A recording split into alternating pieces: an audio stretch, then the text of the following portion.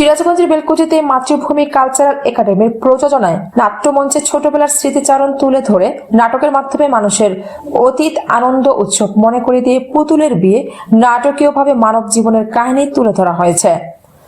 প্রতিনিধি রেজাউল করিম জানান, বৃহস্পতিবার সন্ধ্যায় মাতৃভূমি কালচারাল একাডেমির অডিটোরিয়ামে এই নাটক মঞ্চায়িত হয়।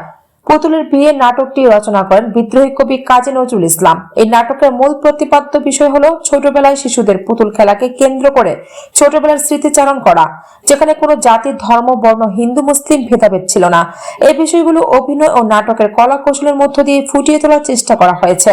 এ সময় আমন্ত্রিত অতিথি হিসেবে উপস্থিত ছিলেন বেলকুচি সরকারি কলেজের অধ্যক্ষ Mohammad Mustafizur Rahman, Khaja Yunus Ali laboratory school and কলেজের প্রধান শিক্ষক উম্মে হানি মলি, দৌলতপুর ডিগ্রি কলেজের সহকারী অধ্যাপক আনোয়ার হোসেন, শেফালী পারভিন, সুব্রত পাল, আব্দুল মাতেন, মুসা হাশেমি সহ সর্বস্তরের জনসাধারণ।